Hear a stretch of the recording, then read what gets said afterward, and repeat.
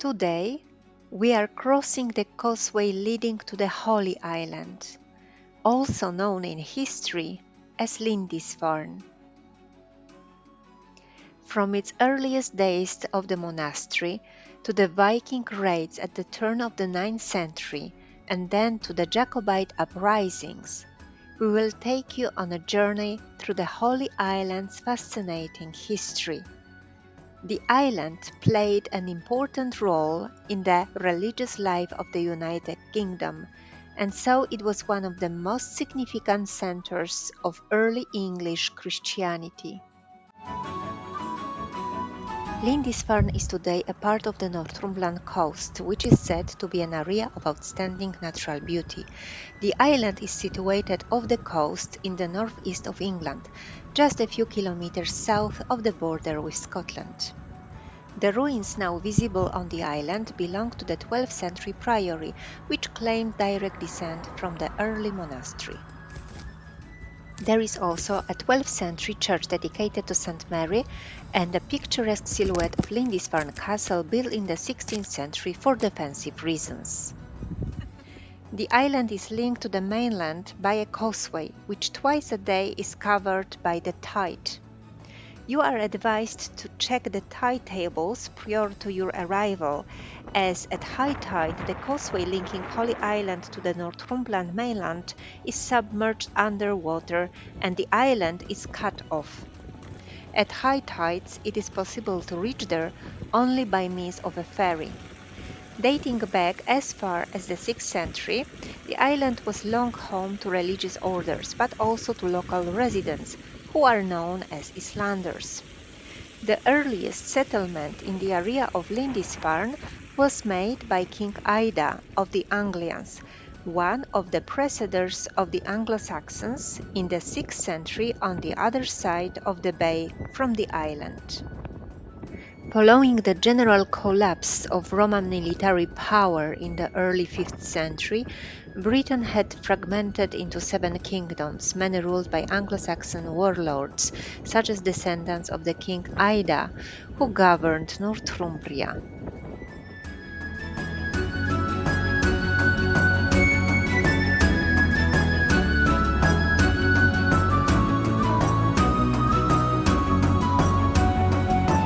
In 547, Aidan the Plunderer seized the Breton coastal fortress, later known as Bamburgh Castle, and founded a kingdom called Bernicia. His grandson Ethelfert brought the neighbouring Anglian realm of Deira under his domination around 604, creating the unified Kingdom of Northumbria with the citadel Bamburgh, modern-day Bamburgh Castle. Perhaps the most famous of the kings of Northumbria was Ethelfert's son, Saint Oswald. It was a warrior king of great renown who was known as White Blade. As Bede the Venerable tells it, when Ethelfert was killed in battle in 617 by a rival king, Oswald fled north to seek sanctuary with the Irish of Dalriada. After 17 years, he returned to the kingdom and retook the throne by force. He also brought with him Irish monks of the Columban Church, who converted pagan Northumbria's Anglo-Saxons, not just its royal household, and in 635 founded a monastery on the island of Lindisfarne, which became an important center of medieval Christianity.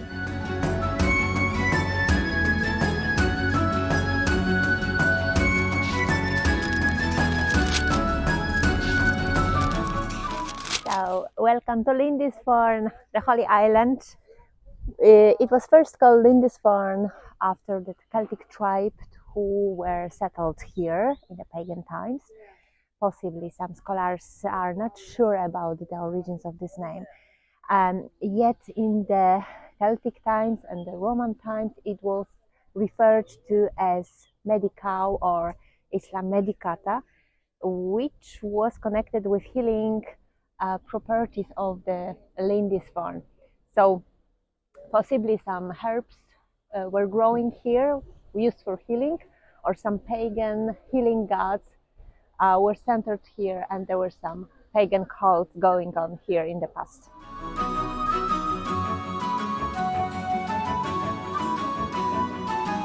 So Lindisfarne was first, in the Christian times, was first settled by the so-called Culdees. So Culdees were eremites or hermits. So these were very monastic communities coming mostly from Ireland, what is today Scotland, Wales and Cornwall, and of course England. And they settled here to live in isolation. So this is what they were looking for. And this is also the way of living that was chosen by Saint Cuthbert, because this island is very famous for this saint, as much as the whole England and Northumbria, where we are now.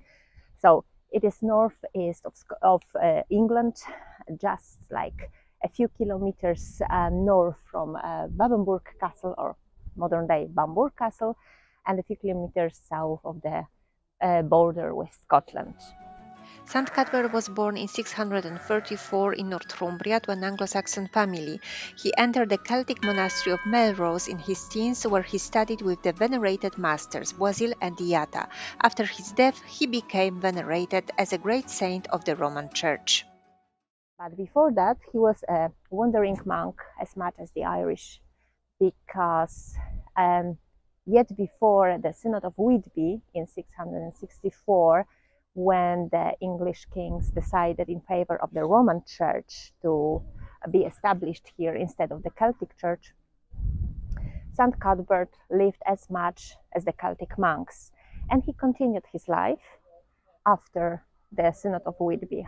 So he was looking for isolation, even though he was meeting people on the way, healing them, performing miracles.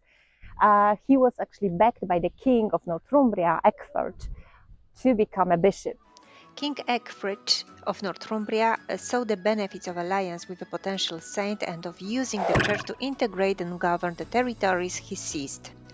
At that time, Cuthbert lived as a hermit on the stark island of Inner Farne, in clear view of the royal palace at Bamburgh, like the beggar Lazarus at the rich man's gate. He asked St. Cuthbert twice if he would like to be the abbot, but he refused. So for the first time, the king himself came to Inner Farne when St. Cuthbert was, and then St. Cuthbert agreed, and he came back to Lindisfarne as the bishop. But he spent only 2 years as a bishop of Lindisfarne, and he retired then and came back to Inner Farne when he died in 687. After Cuthbert's death, miracles attributed to him caused Lindisfarne to become a place of pilgrimage, and the monastery acquired great wealth and status. The cult of St. Cuthbert also consolidated the monastery's reputation as a center of Christian learning. One of the results was the production of the early medieval masterpiece of illuminated book, now known as the Lindisfarne Gospels, which were created on the island in the early 8th century. Even today, the Holy Island is famous for his two great bishops, Saint Aidan, who came together with his followers from Iona, invited by the King Oswald in the 7th century, and Saint Cuthbert, who first came to Lindisfarne as a prior in the 70s of the 7th century. Saint Aidan remained the bishop of Lindisfarne until he died in 651, and his death had an impact on a young Cuthbert who, according to a legend, saw the soul of Saint Aidan being taken by angels to heaven. It was only then when he decided to become a monk. Today, the names of the both saints are being constantly reminded on the Holy Island, from dedications of churches, chapels, names of hotels, restaurants, to finish with names of meals, including St. Cuthbert's cake. Very delicious. A growing wealth of the monastery at the end of the 7th century and throughout the 8th century invited some unwanted visitors.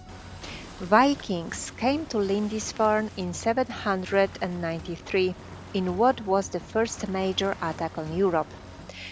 While the Lindisfarne raid was not the first time people from Britain had encountered the Vikings, it was the first major attack and was shocking not only in the brutality of it, but also the fact that it took place in the heart of Christian Northumbria. Many of the monks were killed or enslaved, and the event is often regarded as the beginning of the Viking Age. With its ancient associations, its castle and priory ruins, Lindisfarne remains today a holy site and place of pilgrimage for many. The island is a thriving community with a busy harbour, shops, hotels, and inns. There is much to see on the island. Bird watching, fishing, golf, painting, photography, and of course history are just some of the activities to be enjoyed on the Holy Island today.